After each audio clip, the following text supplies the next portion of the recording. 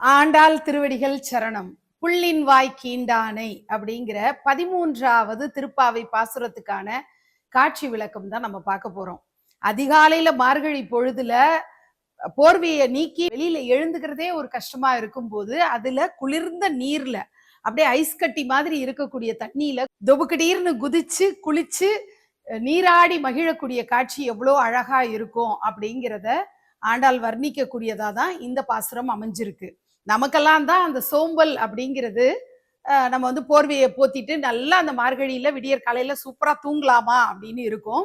சூடா காஃபி குடிக்கலாமா, குளிக்கிறதுக்கே மனசு வராது, ஹோல் டே அப்படிங்கிற மாதிரி ஒரு ஃபீல் இருக்கும். ஆனா ஆண்டாள் என்ன சொல்றான்னா, மார்கழியில அதிகாலையில குளிர்ந்த நீர்ல நீராடுறதுங்கிறது ஒரு தனி சுகம்.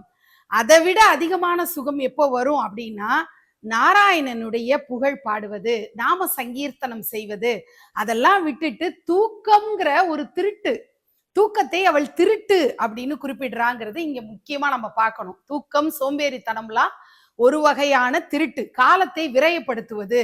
அதை நம்ம செய்யவே கூடாது, அந்த திருட்டு நமக்கு தேவையில்லாத ஒரு திருட்டு அப்படின்னு சொல்லி ஆண்டாள் சொல்லக்கூடிய பாசுரம் தான் இந்த பாசுரத்திலையும் ராமாவதார பெருமாள் மிக சிறப்பான முறையில் போற்றப்படுகிறார் அப்படிங்கிறது தான் நம்ம பார்க்கிறோம். 13வது பாசுரத்துக்கான காட்சி அமைப்பை பார்க்கலாம். மார்கழி பனி பெய்யக்கூடிய அந்த அதிகாலை பொழுது வியாழன் மறைந்து வெள்ளி முளைத்து விட்டது அப்படிங்கிறா. அதாவது இரவு நேரம் போய் விடியற்காலை துவங்கி விட்டது.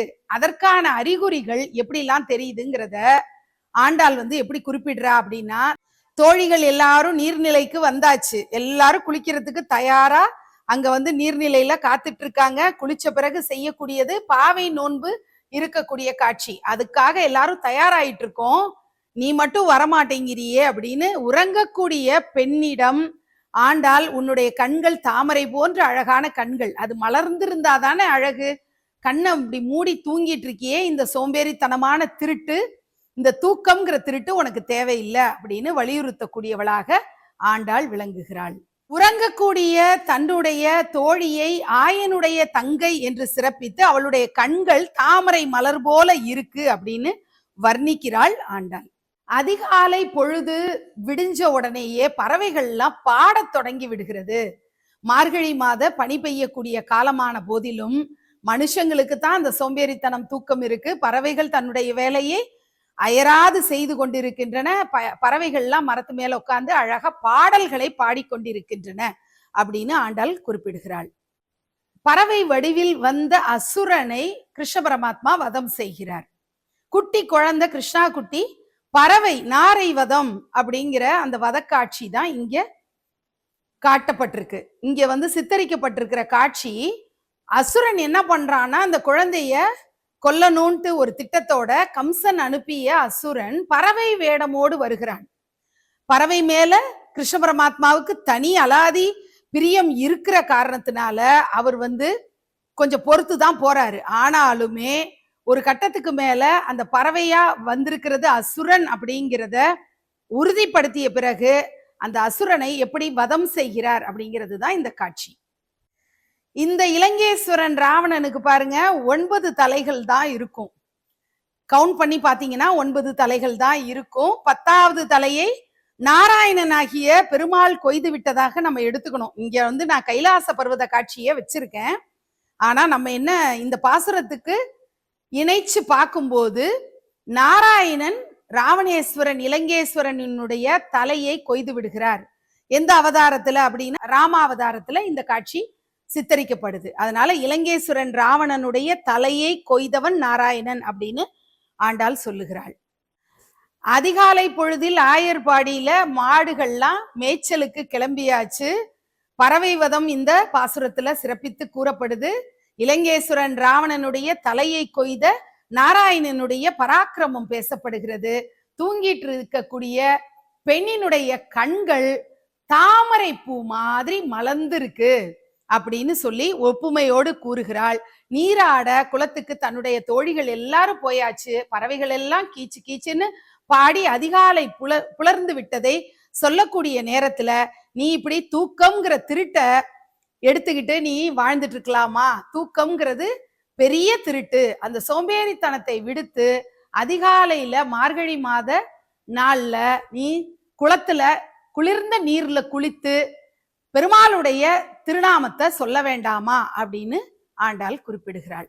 சக்கரவர்த்தி திருமகன் ஸ்ரீ ராமச்சந்திரமூர்த்தி தன்னுடைய மனைவி சீதா பிராட்டியாரோடு தன்னுடைய தம்பி இளைய பெருமாள் லக்ஷ்மணரோடு இங்க ஹனுமன் அப்படியே பணிவா பவ்யமா ராமரை வணங்கி சீதா பிராட்டியோடு அப்படி ராமதாசனாக அமர்ந்திருக்கக்கூடிய காட்சியை அழகா நம்ம இங்க பாக்குறோம்.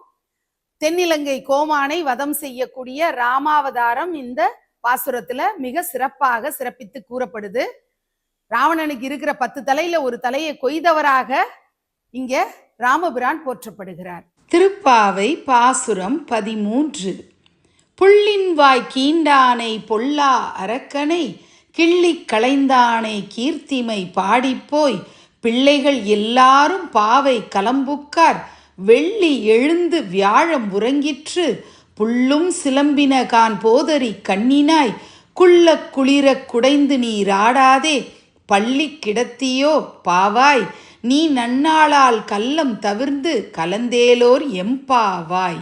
மாணிக்கவாசகர் அருளிய திருவெம்பாவை பாசுரம் 13. பைங்குவலை கார்மலரால் செங்கமல பைம்போதால் அங்கங் குறுகினத்தார் பின்னும் அரவத்தால் தங்கள் மலங்கழுவுவார் வந்து சார்தலினால் எங்கள் பிராட்டியும் எங்கோனும் போன்றிசைந்த பொங்கு மடுவிற் புகப் பாய்ந்து பாய்ந்து நம் சங்கம் சிலம்ப சிலம்பு கலந்தார்ப்ப கொங்கைகள் பொங்க குடையும் புனல் பொங்க பங்கைய பூம்புனல் பாய்ந்தாடேலோர் எம்பாவாய். பொருள்: கரிய நிற குவளை மலர்கள் குளத்தின் நடுவிலே உள்ளன. அருகில் சிவந்த நிறத்தில் தாமரை மலர்கள் முளைத்து கிடக்கின்றன. நீர் காக்கைகள் நீரில் மிதக்கின்றன. இந்த குளத்தில் தங்கள் அழுக்கை களைய மக்கள் வருகிறார்கள். அவர்கள் நமச்சிவாய என சொல்லி சப்தம் எழுப்புகிறார்கள். இந்த காரணங்களால் இந்த குளம் எங்கள் சிவனையும் பார்வதியையும் போல் தோற்றமளிக்கிறது. தாமரை மலர்கள் நிறைந்த இந்த தெய்வீக குளத்தில் நம் சங்கு வளையல்கள் சலசலக்க, கால் சிலம்புகள் கலகலவென ஒளி எழுப்ப, மார்புகள் விம்ம பாய்ந்து நடுப்பகுதிக்கு சென்று நீராடுவோம்.